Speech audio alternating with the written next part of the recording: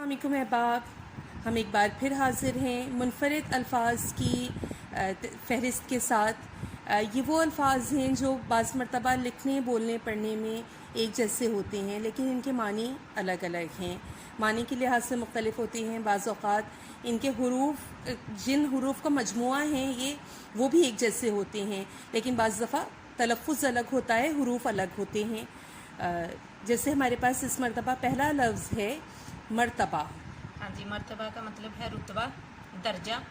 اس کے بعد مرتبہ کتنی بار دہرایا گیا، بار بار کی دفعہ کے لیے کتنی دفعہ، کتنی مرتبہ کیا۔ اگلا لفظ ہے مشق۔ مشق یعنی بار بار دہرانا ہے، جی بالکل، یعنی کسی چیز کے لیے پریکٹس کرنا۔ انگریزی میں ہم اس کو پریکٹس کہہ سکتے ہیں یا ایکسرسائز بھی کہہ سکتے ہیں۔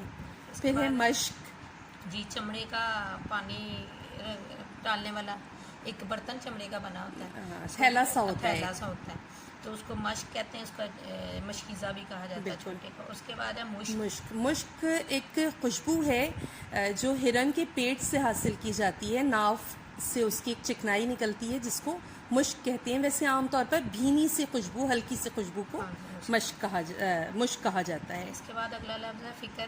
فکر کا مطلب ہے سوچ بچار۔ اس کے بعد ہے فقر۔ فقر یعنی فاقہ کشی، فقیری یا غربت کے معنوں میں آتا ہے، بالکل جس طرح فقر و فاقہ ایک مرکب لفظ ہے۔ اس کے بعد گدا۔ گدا مانگنے والا، ہاتھ پھیلانے والا، سوالی۔ سوالی۔ اس کے بعد گدا سب کو پتہ ہے کہ ایک جانور ہے۔ اچھا، اگلا لفظ ہے مس۔ مس یعنی میم آپ بتائیے۔ ہاں جی، یہ ایک دھات ہے، تانبا یعنی کہ۔ اس کے بعد ہے مس، روشنائی کے لیے استعمال کیا جاتا ہے، سیاہی، سیاہی کے لیے ہے۔ مس، مس مونچھوں کا بال ہلکا سا رواں، یعنی مونچھوں کا بال بالکل۔ اس کے بعد ہے مس۔ مس یعنی چھونا، محسوس کرنا۔ اس کے بعد ملک۔ ملک یعنی جو بادشاہ ہے اس کے لیے استعمال ہوتا ہے۔ اس کے بعد ملک فرشتے کے لیے، ملائکہ اس کی جمع ہے۔ اس کے بعد ملک، ملکیت، جاگیر کے لیے استعمال ہوتا ہے عام طور پر۔ ملکیت اسی سے نکلا ہوا لفظ ہے، جاگیر کے لیے استعمال ہوتا ہے۔ ملک، اس کا مطلب وطن، انگریزی میں کنٹری کہتے ہیں۔ اس کے بعد مربع یعنی پھلوں کا ایک شیرے میں محفوظ کرنے کا طریقہ ہوتا ہے کہ پھلوں کو شیرے میں ڈبا دیا جاتا ہے تو وہ محفوظ ہو جاتے ہیں، جیسے سیب کا مربع یا اور بھی بہت سارے، آملے کا مربع وغیرہ۔ اگلا لفظ ہے مربع۔ مربع کے معنی، یہ مربع جو ہے یہ چوکور کے معنوں میں استعمال ہوتا ہے، جس کو انگریزی میں ہم اسکوائر کہتے ہیں۔ اس کے بعد ہے مستور۔ مستور کا مطلب ہے چھپا ہوا۔ عورتوں کے لیے بھی آتا ہے، مستورات جمع ہے اس کی، عورت کے لیے، عورتوں کے لیے آتا ہے کہ مستورات کے لیے یہ جگہ ہے، تو عورت کا مطلب بھی ویسے چھپا ہوا۔ اس کے بعد ٹھیک ہے، مستور۔ یہ دیکھیں اگر تو دونوں کی ادائیگی ایک ہی طرح سے ہو رہی ہے، تلفظ بالکل ایک جیسا۔ مستور، مستور توئیں کے ساتھ جو ہے وہ لکھا ہوا ہے، سطر سے نکلا ہے مستور۔ اگلا لفظ ہے ہمارے پاس مسلح۔ اسلحہ سے لیس، صحیح، یعنی مسلح جو بھی اسلحہ جس ہم کے کہتے پاس ہوگا، مسلح افواج۔ جی۔ ٹھیک اس کے بعد ہے، مسلح، اصلاح کرنے والا، ہدایت دینے والا مسلح ہے۔ اس کے بعد موسوم یعنی کسی کی طرف جڑا ہوا، وابستہ کیا ہوا، جس طرح کہتے ہیں اس چیز سے معصوم ہے، موسوم ہے۔ ٹھیک ہے، اس کے بعد معصوم۔ معصوم وہ جو کہتے ہیں جو گناہوں سے پاک ہو، غلطی سے مبرہ ہو، جیسے چھوٹے بچوں کے لیے کہتے ہیں معصوم۔ اس کے بعد ہے مصنف۔ مصنف یعنی لکھنے والا، لکھاری، اس کو آتھر بھی کہتے ہیں بالکل انگریزی میں۔ اس کے بعد منصف، انصاف کرنے والا۔ جج کے لیے بھی استعمال کیا جاتا ہے اس کو، جی منصف جج کے لیے زیادہ تر استعمال کیا جاتا ہے۔ اگلا لفظ ہے ہمارے پاس ہبا۔ ہبا کا مطلب ہے، یہاں ہبا ہے اور وہاں حب ہے۔ یہاں ہبا کا پہلا جو ہبا ہے، ہبا یعنی کسی کو کوئی چیز بخش دینا، عطا کر دینا۔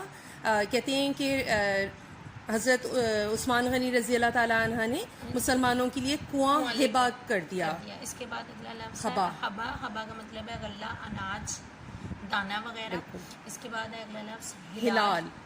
ہلال جو پہلی تاریخ کا چاند ہوتا ہے، یکم کا جو چاند ہے، جس کو بالکل کہتے ہیں کہ باریک بال کی طرح سے باریک چاند ہے، اس کو حلال کہتے اس ہیں. کے بعد حلال ہے، جائز کیا گیا، درست کیا گیا، جس طرح صحیح. حلال اور حرام یعنی ایک عام مرکب طور پر لفظ بولا لفظ جاتا استعمال ہے ہوتا ہے.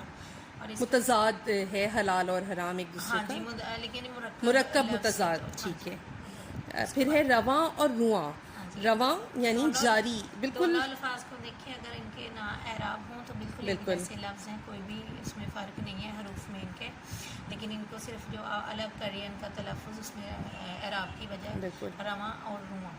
رواں یعنی چلتا ہوا، جاری کیا ہوا. جی، اس کے بعد رواں رواں، باریک سا بال، بہت ہی بالکل باریک بال، ٹھیک رواں ہے. رواں جس طرح ایک بالکل. محاورہ بھی ہے، رواں رواں رواں رواں دکھ رہا. اگلا لفظ ہے ربا اور ربا.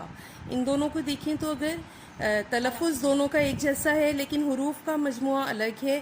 یہاں پر الف کے ساتھ ربا ہے اور یہاں عین کے ساتھ ربا ہے. پہلا جو ربا ہے ربا ہے چھین لینے والے کے معنوں میں آتا ہے. ربا چھین لینا.